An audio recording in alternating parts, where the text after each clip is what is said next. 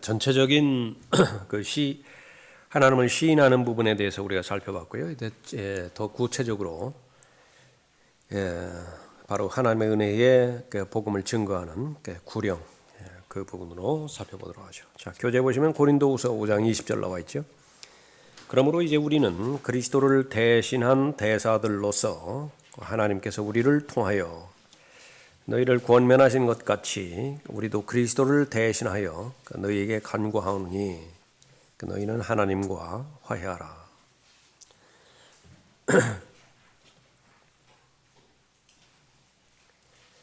또 하나님의 말씀을 통하여 우리가 과연 누구인가 실체에 나아가 있죠. 자신의 정체성 그렇게 운영하는데 사람들이 그 자신의 정체성에 대해서 혼란을 일으키는 것은 수십 년간 직장에서 또는 그 사업터에서 그 일 중심으로 해서 자신이 규정지어진 자신을 잃어버렸기 때문에 그렇습니다. 그것은 자신의 명함에 나와 있는 것이 자신의 정체성이거든요. 어디에 사장, 어디에 부장, 무슨 어떤 사업을 하고 있고 그것이 곧 자기인 줄 알아요. 그러다가 무슨 정년 은퇴를 한다든지 또 직업이 바뀐다든지 했을 때 명함이 없어요. 그럼 어떻게 되는 거죠? 자기는 어디로 가는 거예요? 그것이 내면에서 그 갈등을 일으키는 것인데 그리스도인은요, 어떤 상황과 여건이 달라진다 하더라도 모든 것이 다 흔들린다 하더라도 흔들리지 않는 것 하나가 있는데 하나님께서 나를 누구라고 보시는 것이냐라고 하는 거죠. 하나님의 자녀로부터 시작해서 그 자녀는 이 지상에 사는 삶 동안에 무엇을 하는 사람이냐, 그것을 아주 구체적으로 잘 보여주세요. 그러면 그런 일들을, 구체적인 일들을 잘 행함으로 인해서 내가 하나님의 자녀임이 더 확고하게 흔들리지 않게 확신을 갖게 되어지는 것입니다. 내가 하나님의 자녀로의 신분을 가지고 있는데 지금 오늘 본문에 있는 것처럼 그리스도를 대신한 대사라고 하나님께서 나를 명명해 주시는데 이 역할을 전혀 안 한다. 그러면 이 하나님의 자녀로서의 그 확신이 더 커지지 않습니다. 어려울 때마다 쉽게 흔들리고요. 또 그 부분에 대해서 의심을 갖게 되고 그렇게 하는 것이죠. 그래서 구령을 함으로 인해서 그 결과가 어떤 유익이 있느냐라고 하는 그 부분은 둘째고요. 그건 보너스예요. 하나님께서 덤으로 주시는 것이고 내가 하나님을 시인하고 내가 탁월한 구령자가 되기 위해서 그렇게 시간을 들이고 애쓰고 그 부분에 필요한 모든 희생과 대가들을 마땅히 치를 그런 용의가 그렇게 있을 때에 하나님께서 예배해 주신 그런 복을 누리게 되어지는 것이죠. 무엇보다도 죄의 종으로 살지 않고 의의 종으로 살아가야 되는 것이 너무나 합당한 일인데 죄의 종으로 살지 않기 위해서는 죄를 안 지으면 되죠. 그런 죄를 짓지 않기 위해서는요, 그것은 너무 허덕이는 거예요. 시간이 지나면 지날수록 죄의 종류와 죄의 그 영역은 더 많아지고 더 넓혀지는 거 아니겠어요? 어떻게 일일이 쫓아다니면서 그것을 죄를 안 짓죠? 그것에 대한 가장 현실적인 실책은 공격입니다. 죄에 대해서 내가 공격할 수 있어요. 그래서 가장 탁월한 자신의 마음을 성령 하나님의 인도하심 가운데서 지킬 수 있는 부분들은 내가 먼저 선전포고를 하고 내가 먼저 하나님의 전신갑옷으로 무장한 상태에서 예수 그리스도를 시인하는 것입니다. 그러면 다른 사람을 예수 그리스도께로 인도해 오는 것 그 이전에 자신은 죄 짓지 않아요. 그럴 가능성이 제일 많은 것이 구령자로서의 삶이에요. 구령자 해가지고 특히 이렇게 따로 정해놓지는 마십시오. 어느 한 날 또 어떤 장소에서 내가 한다. 나는 구령자다. 거기서부터 출발을 할 것이지만은 그러나 우리가 숨 쉬고 호흡하고 하나님의 은혜 가운데 머물러 있을 때는요, 우리의 행동 자체도 예수 그리스도를 시인하는 것이고 우리의 언어 자체도 그렇고 우리의 삶 모든 부분들이 예수 그리스도를 증거하는 것이죠. 그 가운데서 오늘부터 공부하는 이 구령에 대한 부분들은 이제 전문적으로 잘 훈련이 되어지고 구비가 되어서 그렇게 하는 것이죠. 예.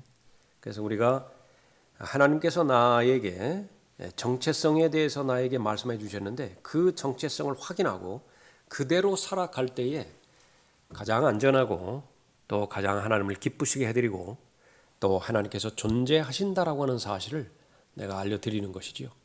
그러면 그 사람은 매일매일의 삶이 영적인 삶이 쉬운 것입니다. 밥존 시니어도 그렇게 말을 했고 또 라크만 목사님도 그렇게 강조하신 것이 두 부분 균형 잡힌 삶입니다. 하나는 지성이고 하나는 정서예요. 사람은 두 부분으로 사람이 이루어지는 부분이죠. 그래서 계시의 영을 우리에게 주셔야만 됩니다.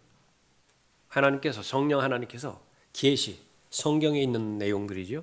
진리 그것을 우리에게 주시는데 어느 통로를 통해서 주시는 것이냐? 지성이에요.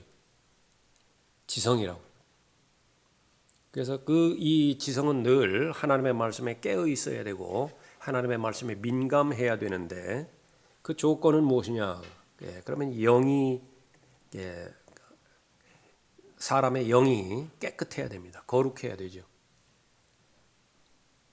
영이 하나님의 말씀을 받을 준비가 잘 되었어야 됩니다. 그래서 이 사람의 영, 그것은 직관으로 설명될 수 있습니다. 혼의 과정을 통해서 얻게 되지는 지식이 있고요. 영의 그 과정을 통해서 얻게 되지는 지식이 있지요. 하나님의 말씀은 혼의 기능을 건드리지 않습니다. IQ 높고 낮고 그거하고는 상관이 없어요. 근데 이 부분에서 상당히 헷갈리죠. 사람들. 그래서 하나님의 말씀에 대해서 지식은 많이 했는데 하나님과 친하지 않는 사람이 있어요. 하나님의 말씀에 대해서 아주 탁월한 깊고 넓은 지식 다 갖추고 있는 것인데 구령한 적 없어요. 구령을 못해요. 그러니까 왜 그런 것이냐? 그러니까 그것은 바로 자신의 영적인 그런 상태를 소홀히 하기 때문에 그렇습니다.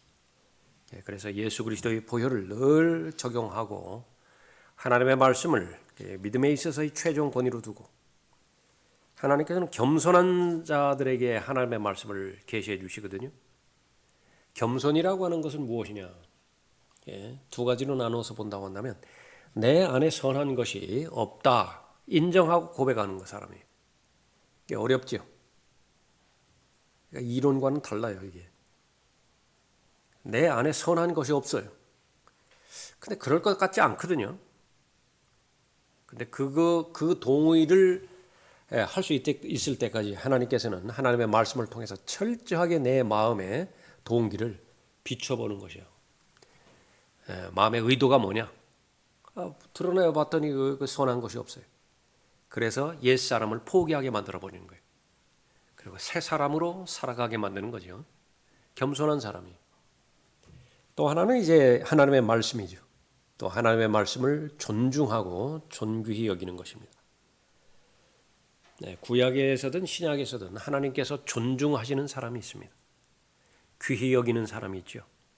그것은 바로 하나님을 존귀히 여기는 사람, 하나님을 존중하는 사람을 하나님도 존중하는 것인데 그건 말씀이에요. 하나님의 사람들도 마찬가지입니다. 누구를 존중하고 누구를 존경하고 누구를 존귀히 여기는 것이냐? 어려울 것 없죠. 그 사람이 하나님의 말씀을 존귀히 여기는 것이냐 존중하는 것이냐 그렇게 되는 거예요. 모든 부모는요 자녀들로부터 사랑의 대상이 되어야 되죠. 엄마를 사랑해야 된다고요. 아빠를 사랑해야 돼요. 그러나 존경받는 것은 달라요. 욕심을 내서 존경까지 받아야 돼요. 엄마와 아빠는 자녀들로부터 사랑의 대상일 뿐만 아니라 존경의 대상이어야 돼요. 그럼 그 존경의 대상은 누구냐냐? 하나님의 말씀을 존중하는 사람이면 돼요. 성경대로 믿는 모임도 마찬가지고 또 그 교회도 마찬가지고요. 누가 그렇게 신실한 사람이고 누가 존경받는 사람인가? 하나님의 말씀을 믿음의 최종 권위로 두고 실행의 최종 권위로 두는 사람. 다시 말하면 그렇게 하나님의 말씀을 최종 권위로 두고 고백이죠. 그대로 살아내요. 그 사람의 삶을 봤더니 그러면 그 사람을 존중하는 것입니다. 하나님의 역사가 일어나는 부분이죠. 그 부분이 하나이고 또 하나는 바로 따뜻한 가슴입니다. 뜨거운 가슴이죠. 예수님께서 마태복음 9장 35절 36절에서 이 지상에 오신 그 목적대로 사역을 시작하시죠. 이 복음을 전파하시고요. 또 하나님의 말씀을 회당에서 가르치시고 또 사람들의 모든 필요를 채워주십니다. 질병이 있으면 회복시켜 주시고 먹을 것이 없으면 먹을 것을 그렇게 주시지요. 그러나 모두가 다 같은 마음인데 똑같은 마음인데 그것은 무엇이냐 그러면 가엾게 여기신다라고 하는 것입니다. 그들을 가엾게 여기세요. 불쌍히 여기시는 것입니다. 그래서 이 부분은요, 이 가엾게 여기신다라고 하는 이 부분이 실제로 내가 예수 그리스도를 증거하는 데 있어서 지속적으로 할 수 있느냐 없느냐라고 하는 것을 결정하는 하나의 근거가 되어지는 것인데 이것은 늘 말씀과 기도로 자신의 마음을 잘 관리할 수 있어야 됩니다. 자, 구령에 관한 가르침들 잠언 11장 30절 대표적이죠. 혼들을 이겨오는 자는 현명하니라. 지혜를 얻기 위해서 사람들은 얼마나 많이 돈을 투자하고 시간을 투자합니까? 또 자녀를 지혜로운 자녀로 키우기 위해서 최선을 다하죠. 그것이 하나님의 관점과 일치되어진다라고 한다면 그건 너무나 좋아요. 그래서 하나님의 말씀 가운데서 어떻게 내가 지혜롭게 되어질 수 있는 것이냐, 어떻게 다른 사람을 지혜로 인도해 줄 수 있는 것이냐, 그 방법을 부지런히 찾아서 공부하고 적용시키는 사람은 지혜로운 사람이죠. 그 가운데 하나가 바로 혼들을 이겨오는 사람이에요. 사람이 열심히 공부하는 것은 결국은 얻기 위함입니다. 열심히 일하는 것도 뭘 얻으려고 하는 것이잖아요. 그 얻으면은 그 부분에 거기에 재물도 따라오고 거기에 명예도 따라오고 그것이 의미 있고 가치 있는 그 부분이기 때문에 나는 거기에 만족하는 것이 사는 맛이죠. 그게 그 삶을 살기 위해서 그렇게 자신을 통제하고 계획하고 또 열심히 사는 것입니다. 게으르지 않으려고 하고. 근데 그 모든 부분들의 정점이 뭐냐면 잠언 11장 30절에 의하면 혼들을 이겨오는 자다. 내 것으로 가져오는 것이죠. 지식도 내 것으로 가져오고 사람들의 관심과 사람들의 인기도 내 것으로 가져오고 또 사람의 세상에 대한 평판도 가져오고 다 좋은 것이지만 그러나 어차피 그런 것들은 우리가 세상을 떠날 때에 다 내려놓고 올라가야 되는 것인데 이 혼들을 이겨오는 것 이것은 가장 현명한 일이다 말하고 있죠. 다니엘 12장 3절에서 현명한 자들은 창공의 광명처럼 빛날 것이요 많은 사람을 의로 돌이키는 자들은 별들처럼 영원 무궁토록 빛나리라. 영원한 영광입니다. 혼들을 이겨오는 그리스도인이 현명한 이유는 좋은 투자가 무엇인지 알고 있기 때문이다 그랬습니다. 다단계 아십니까? 다단계? 거기서 뭐 물건 팔고 뭐 하는 거 그거는 두 번째 세 번째 문제예요. 제일 첫 번째는요. 사람을 얻어야 돼. 사람을 얻어야 된다고. 세상 사람들도 그렇게 알아요. 그렇게 계산한다 그 말이죠. 그러니까 이 기업을 운영하는 사람이라든지 또 그 사업을 운영하는 사람들 제일 중요한 것은 인적 자원이 아니에요.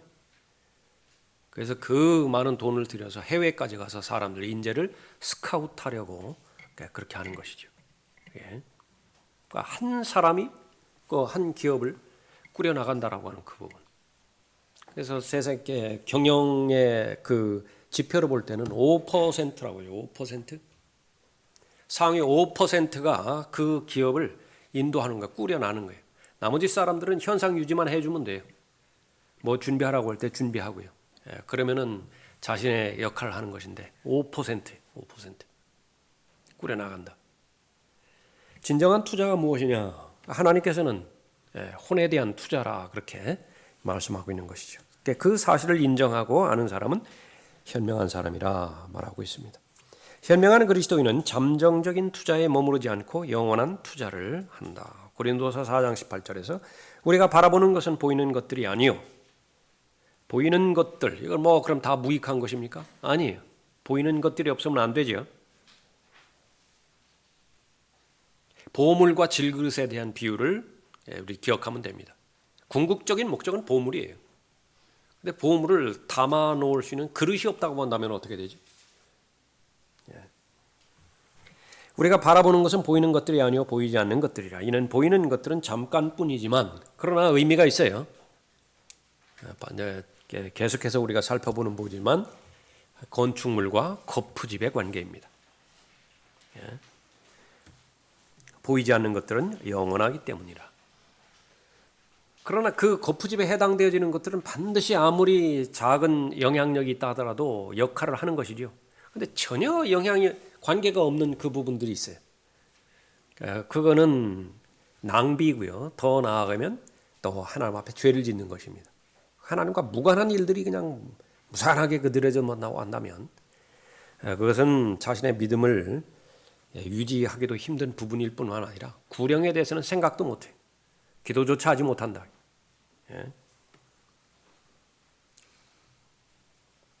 시편 126편 5절에서 눈물로 씨를 뿌리는 자들은 기쁨으로 거두리로다. 귀한 씨를 가지고 나가서 우는 자는 정령 기쁨으로 그의 단들을 가지고 돌아오리라.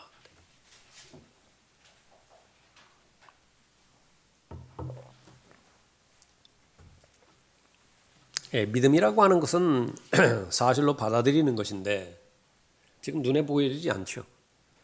눈에 보여지지 않는데 사실로 받아들이는 것입니다. 벤처기업, 성공적인 벤처기업가들 지금 아무것도 나온 것이 없어요. 그런데 투자 설명회를 듣는데 저 사람의, 저 사업가의 머리 안에 다 들어있는 것이 내가 훤히 보여요. 시간만 흐르고 자본만 투자가 되어지면 그거 상품으로 나오는 것은 그건 아무 문제거리도 아니에요. 기탄 없이 투자하죠. 다 그런 사람들이에요. 앞으로 이끌어 나가는 사람들은 다 그런 사람들이다. 그게 나중 사람들이 이제 어떻게 그것이 물건으로 나온 다음에 그런 다음에 이제 그렇게 알게 되어지는 것이죠. 일단 상품화되어서 눈으로 보여지고 손으로 만져지는 그 상태에서 그걸 받아들이는 것은 믿음으로 안 쳐줍니다. 그건 믿음이 아니에요. 히브리서 11장에서 언급하고 있는 믿음이라고 하는 것은 하나님의 마음 안에 있는 거예요. 하나님의 계획 안에 있는 것이죠. 그런데 그것을 결코 어렵지 않게 가장 쉬운 말로 다 설명회를 해 주었어요. 다 설명해 주었다고 해요. 그거 투자하라고. 그게 그 사실을 알 때에 믿음을 가지고 시간과 또 자신의 마음과 물질을 드리는 것이죠. 이 구령이라고 하는 이 부분 누가 할 수 있는 것이냐? 보문하여 보문. 예수 그리스도께서 죽은 자로부터 부활하셨거든요. 그 사실을 본 증인들이 있어요. 그 사실을 아직까지 보지 못한 사람들, 알지 못하는 사람들에게 알려주는 것이죠. 예수 그리스도는 죽은 자로부터 살아나셨다고. 단순한 거죠. 단순한. 이 부분들을 적용해 볼 때에 많은 물이 와가지고서 다리가 끊어져 버렸습니다. 그래서 전기도 공급이 끊어져 버렸죠. 가로등도 지금 불이 안 들어와요. 근데 그 사실을 아는데 저 건너편에서 차가 헤드라이트 켜고 오려고 하는 거예요. 그 끊어진 날인데. 그 일면식도 없어요. 그 사람하고는.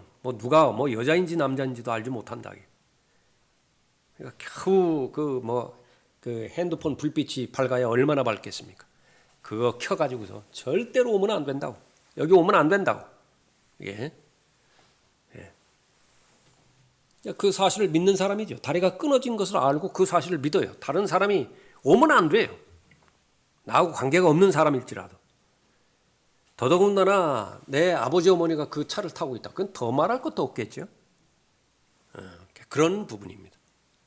그런 그 부분에 있어서 이 구령하지 않는 그리스도인들이 저지르는 여러 가지 그 죄에 대해서 조나 라이스가 그렇게 말하고 있죠. 첫 번째 보십시오. 구령하지 않는 죄는 예수 그리스도께서 하늘에 오르시기 전 자신의 교회에게 명령하신 마지막 명령, 위대한 명령, 지상 명령에 불순종한 죄를 짓는다. 모든 그리스도인은 자신의 주님을 위해 증인이 되어야 한다. 그렇죠.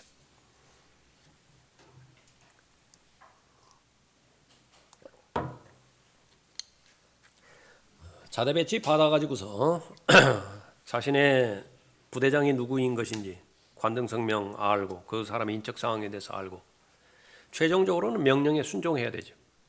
군대라고 하는 조직은 명령 체계로 움직이는 그런 조직이지요. 명령과 순종 그거밖에 없어요. 그래서 부대장의 자격 또 그 여건들 그 부분들은 얼마만큼 명확한 명령을 내릴 수 있는 것이냐 그 부분에 대해서 훈련하는 사람이죠. 그래야 부대원들을 희생하지 않는다고 맡겨준 그런 그 일들을 잘 감당하게 되죠. 왕도 마찬가지죠. 결코 쉬운 자리가 아닙니다. 명령을 내리면 다 순종하는 것은 쉬운 것처럼 보이는데요. 어떤 명령을 내리느냐에 따라서 그 백성들의 상황이 결정되기 때문에 그렇죠. 만왕의 왕 만주의 주 예수 그리스도를 그렇게 부르는 부분인데 그건 명령체계예요. 이해가 되지 않는다 하더라도 명령하는 것이 순종하는 것이 그 명령체계인데 바로 이 첫 번째에 걸리는 그 부분입니다. 복음을 증거하고 또 부활의 증인이 되기 위해서 필요한 모든 부분들은 다 갖춰주셨죠. 그 작전 명령을 수행하기 위해서 필요한 모든 장비는 다 제공해 준 것입니다.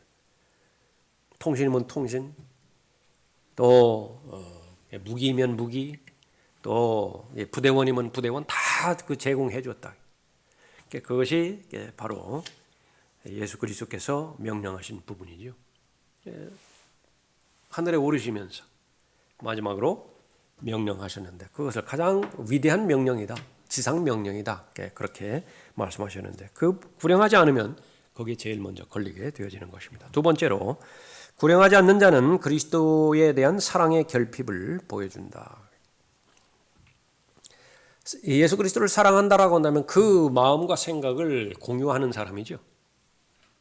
예수 그리스도께서 가장 무엇에 관심을 가지고 있는 것이냐 그걸 공유하는 사람인데 그렇지 않는다라고 한다면 다른 부분에 대해서는 어떻게 설명이 될는지 모르지만은 어쨌든 관심은 한마디로 요약하라고 한다면 예수 그리스도께서 이 땅에 오신 목적은 바로 잃어버린 자를 찾아 구원하기 위해서 온 것이라고 말씀하셨고 죽으신 목적도요.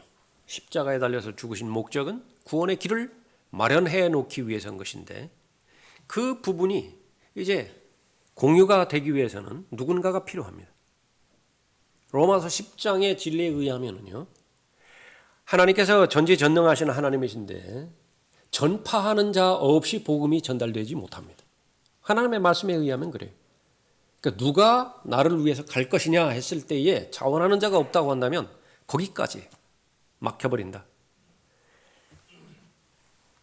하나님의 말씀에 순종할 때에 우리는 예수 그리스도를 사랑하게 되는 것인데 그 사랑의 결핍을 보여주는 것이죠. 세 번째, 구령하지 않는 자는 예수 그리스도를 따르지 않는 것이다. 같은 말이 되겠죠. 나를 따라오라. 왜죠? 무엇 때문에 예수 그리스도와 동행하고 예수 그리스도를 따라가죠? 예수 그리스도를 잘 배우기 위해서. 배운 결과는 무엇이죠? 마태복음 4장 19장에 있는 것처럼 사람을 낚는 어부가 되는 거예요.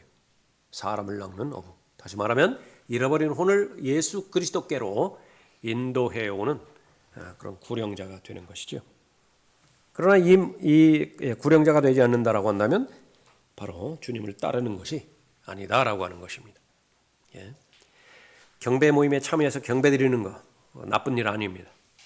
또 매일매일마다 말씀으로 묵상하고 또 필요한 필요들을 기도로 간구하는 거 그거 당연한 일이죠. 그러나 거기에 이 예수 그리스도를 증거하는 이 증거가 따르지 않는다라고 한다면 온전하게 따르는 것은 아니다라고 하는 그 부분입니다. 네 번째, 구령하지 않는 자는 그리스도 안에 거하지 않는 자이다. 이것은 이제 나누어서 볼 필요가 있습니다. 연합과 교제라고 하는 차원에서요. 구원받을 때에 예수 그리스도와 연합이 되어지죠. 아담 안에 있다가 예수 그리스도 안으로 넣어지게 됩니다. 그런 부분에서 그리스도 안에 있죠. 모든 구원받은 하나님의 자녀는 그리스도 안에 있게 되어집니다. 그러나 여기에서 말하는 그리스도의 안에 있다라고 하는 그 부분은 교제를 말하는 거예요. 구원받은 하나님의 자녀라 하더라도 친밀한 교제 가운데 매일매일 주님과 동행하는 그런 부자관계가 있는가 하면 아버지가 무서워요. 계속 아버지 앞에 서면 떳떳하지 못한 무언가를 가지고 있어요. 쭈삣쭈삣하지요. 그런 것을 말하는 거죠. 구령하지 않는다라고 한다면 다른 부분에 있어서 정상적인 그런 그 삶을 산다 하더라도 한 부분이 결핍이 되어지는 것입니다. 다섯 번째, 구령하지 않는 자는 신성한 신뢰를 저버린다 말하죠. 이 부분이 이제 하나님께서 맡기신 것인데 거룩하신 분이 맡기신 부분이죠. 무엇을 맡기셨는 것인가? 그 소식을 전하라고. 이미 화해가 되었으니까 아직까지도 두려워 떨고 있죠. 그거 전하라고요. 전쟁이 끝난 지 오래됐는데 아직까지도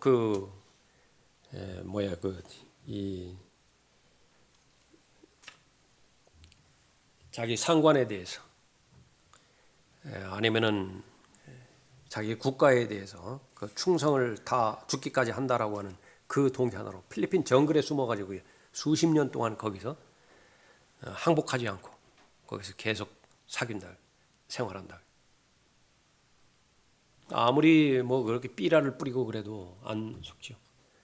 그래서 그게 자기 상관이, 그 당시 상관이 가짜 명령서 하나 만들어 가지고서 그 사람 앞에 가서 읽어준다.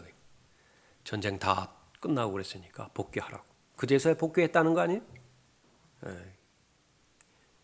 일본군 장교 앞에서.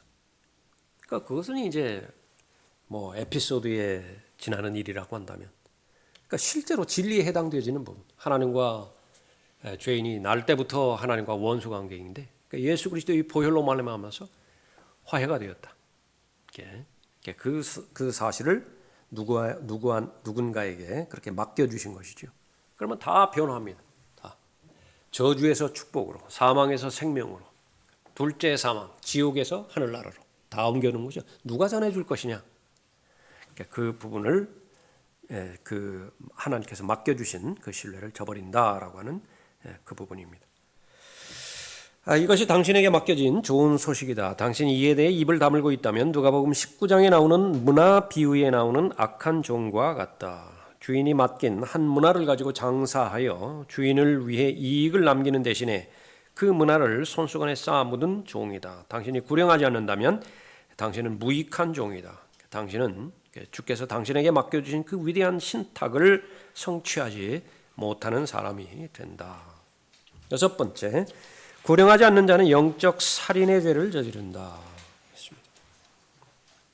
영적 살인의 죄라고 그렇게 강조해서 말하고 있습니다. 에스겔 3장 18절에서 내가 악인에게 말하기를 너는 반드시 죽으리라 할 때에 내가 그에게 경고도 주지 아니하고 그 악인에게 그의 악한 길에서 떠나라고 경고하여 그의 생명을 구하라고 말하지도 아니하면, 이거 말하라고요. 듣느냐 듣지 않느냐 그거는 자기 소관 아니에요. 들을 수도 있고 안 들을 수도 있어요. 말하라, 거기까지. 바로 그 악인은 그의 죄악 가운데서 죽을 것이나 나는 내 손에서 그의 피를 요구하리라. 구원받은 그리스도인이 하늘에 올라가서 두 번 운다라고 그렇게 말하는데, 두 번째 울음이 큰 백보자의 심판 앞일 것입니다. 거기에서는 사랑하는 자녀들이 또 하나는 아니면 사랑하는 친구들이 하나님의 영원한 정죄를 받아서 불못으로 들어가는 것을 지켜봐야 하기 때문에 눈물을 흘리는 부분도 있겠지만은요, 그 눈물 가운데 또 하나 부분은 자신이 마땅히 해 주었어야 되는데 그 말 해 주었어야 됐다고요. 왜 그러냐면 하나님의 정죄를 받아서 불못으로 들어가기 전에 손가락을 나한테 가리키는 거예요. 왜 말 안 해줬느냐고. 왜 말 안 해줬느냐고. 말 안 해주면 몰라요. 그것만이 뭐 변명일 수는 없겠지만은 그 변명의 한 원인을 내가 제공했다라고 한다면 나는 거기서 그 정상적인 마음의 상태를 가질 수가 없는 것이죠. 그러니까 바울은 이 부분들을 문자 그대로 받아들입니다. 구약의 에스겔 그 경고를 문자 그대로 받아들여서 자기가 두 부분을 말하는 거예요. 처음에는 적극적인 관점에서 그 사람이 불쌍하니까 가여우니까 그 사람이 반드시 구원받아야 된다라고 하는 그 부분에서 복음을 증거하는 것이고요. 또 하나는 소극적인 부분에 있어서 결코 이것은 하나님 앞에 하나님께서 나에게 책임을 묻지 않게 하시는 것입니다. 이것은 확장하면 목사들도 마찬가지예요.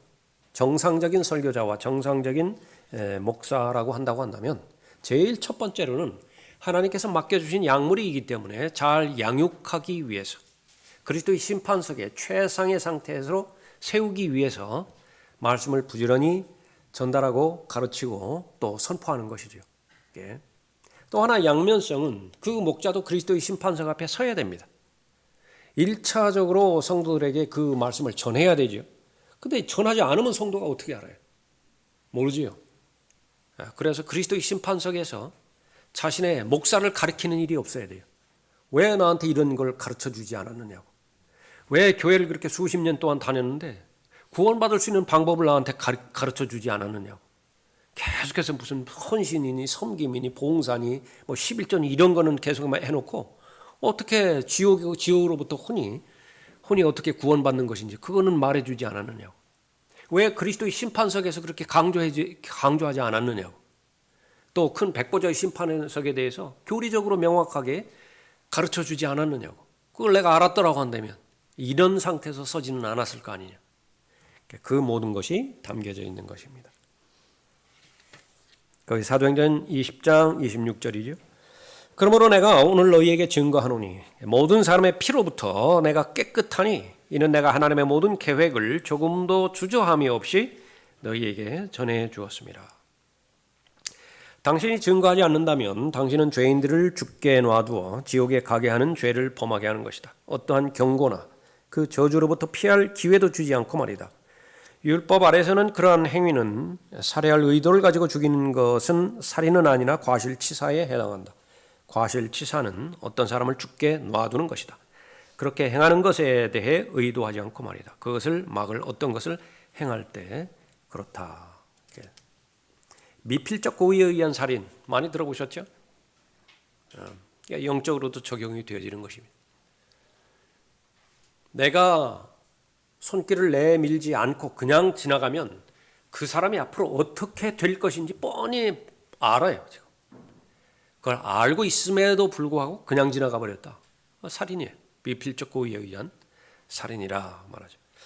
7번째, 구령하지 않는 자는 어리석은 자이다. 아까 잠언 11장 30절에서 현명한 사람에 대해서 살펴봤던 것이죠. 그 밑에 결론해 봅시다. 그리스도인들 가운데 극소수만이 설교자로 부름을 받는다. 그래서 아무리 원한다 해서 다 설교자가 되는 건 아니에요. 모두가 다 목사가 되는 것은 아닙니다. 거기에는 부르심이 있어야 되고 부르심에 대한 증거가 자신의 안팎으로 그 입증이 되어야 되죠. 그러나 모든 거듭난 그리스도인은 구령자로 부르심을 받는다. 한 사람도 예외가 없어요.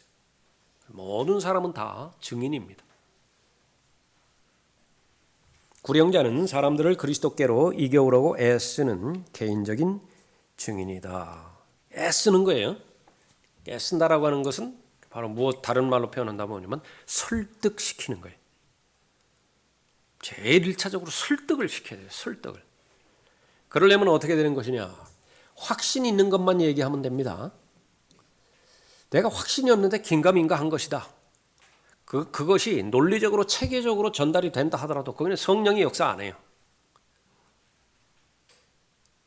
성령께서 역사하지 않으신다. 이게 확신 있는 것만 전달을 하라게. 확신이 있다라고 하는 것은 나에게 일어난 사건이죠. 그러니까 나에게 일어난 사건만 이야기하면 돼요. 그 다른 거는 잘 모른다. 그리고 다음에 진행되면서 나오는 부분이지만 성경의 다른 부분에 대해서 질문하는데 내가 거기에 대해서 모르기 때문에 답변을 못한다. 전혀 부담 가질 거 없어요. 두려워할 것도 없어요. 그러니까 모른다고 그러면 돼요. 사실이니까. 억지로 그렇게 대답하려고 하지 말라게. 다만 초점은 뭐냐면 증인은 증인인데 무엇에 대한 증인이냐라고 하는 거죠. 뭐에 대한 증인이에요? 부활의 증인이에요. 부활. 예수 그리스도께서 부활하셨다. 그러니까 거기에 초점을 맞춰서 지금 증거하고 있는 그 부분이죠. 그 다음에 이제 그 설득시키기 위해서는요. 내가 개인 구령하는 입장에서는 내가 우월한 입장에 서면 안 돼요. 그 사람이 하는 말은 다 옳아요. 내가 동의가 되기도 합니다. 근데 딱히 설명은 하지 못하겠는데 기분이 나빠요. 우리 가정에서 자녀들이 힘들어하는 그 부분도 거기에 해당됩니다. 엄마 아빠가 하는 말 다 옳은 말이에요. 자기 잘 되라고 하는 말 다 모르는 거 아니에요. 다 알아요. 근데 받아들일 마음의 준비가 안 돼 있어요. 기분 나쁘다고요. 무례하게 하기 때문에 그렇습니다. 막 폭력적으로 한다든지. 그래. 이 개인 구령에 있어서도 마찬가지죠. 그러니까 우리가 전하는 메시지가 있습니다. 그 메시지를 전하는 사람을 메신저라고 그러죠. 메신저 때문에 그 메시지를 받아들이지 못하게 만드는 것은 내가 자백해야 될 죄가 있는 거예요. 그러면 안 돼요. 그 사람이 거부하고 그 사람이 화를 낸다 하더라도 메시지 자체 때문에, 하나님의 은혜의 복음 자체 때문에 화를 낸다라고 하면 여러분은 잘하는 것이다. 그거는 물러서면 안 돼요. 절대로 사과하면 안 돼요. 그거는 사과한다는 것은 예수 그리스도가 지금 잘못됐다라고 하는 이야기인데 그것은 하나님을 모독하는 것입니다. 복음을 증거할 때도 미끼로 써서는 안 되고요. 사정사정하여서는 안 돼요. 막 믿어달라고, 제발 교회 한번 와달라고 그렇게 해서는 절대로 안 되는 것이고요. 대사라고 엠베서더, 왕의 권위를 가지고 왔잖아요. 그러니까 선포만 하면 돼요. 그런데 그 선포하는 과정이 예수 그리스도께서 그 사람들을 봤을 때에 마태복음 9장에서 가엾게 여기셨다고 말씀하셨잖아요. 그런 마음으로 보라고요. 비록 십자가에 매달려서 못 박히고 그렇게 죽어가는 그런 과정 가운데 있을 때도 그 사람들의 내면을 봤을 때 무지하기 때문에 저런 짓을 저질렀다라고 하는 것을 간파하셨잖아요. 그러니까 불쌍히 여기신 것이라고, 가엾게 여기신 것이라고. 그러면서 그 무리한 무리들을, 그 무지한 무리들을 계속해서 선동해 나가는 종교 지도자들, 이 부분에 있어서는 사명감을 가지고 질책하셨죠. 너희 저주받은 자들아. 그러니까 그것이 바로 구령자들의 마음 가운데 잘 있어야 되어지는 것입니다.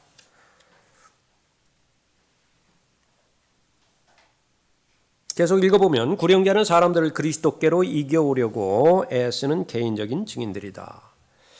구령은 일정한 시간에 일정한 사람을 일정한 구세주를 영접하도록 인도하는 일종의 노력이다. 그러니까 이런 내가 복음을 잘 증거하고자 하는 그런 노력을 설득시키고자 하는 그런 그 부분에 대해서도 잘 공부하는 사람이면서 또 실제로 이제 사람을 만나야 될 거 아니겠어요?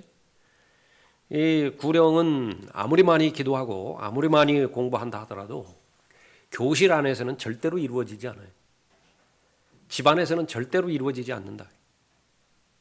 나가야 돼요.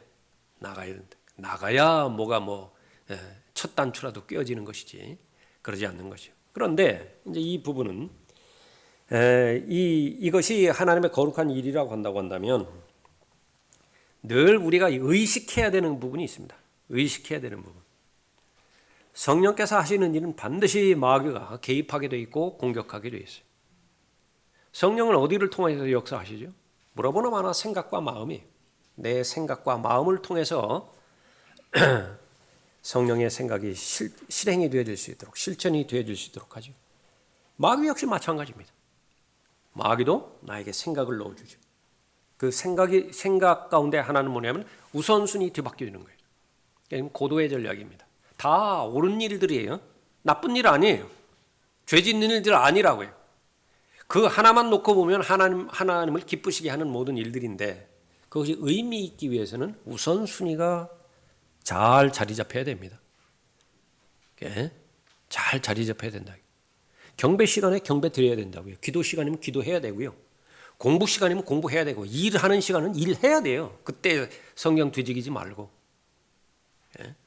마찬가지로 이 구령 시간, 구령 이 부분을 잘 감당하기 위해서는 내 시간표에 반드시 확정이 돼야 돼요. 확정이 돼야 된다. 그러니까 예외 없는 그 규칙은 없듯이요. 매번마다 그렇게 할 수는 없겠죠. 그러니까 여러분의 시간표에서 제일 확정적인 것은 경배 모임일 것이라고.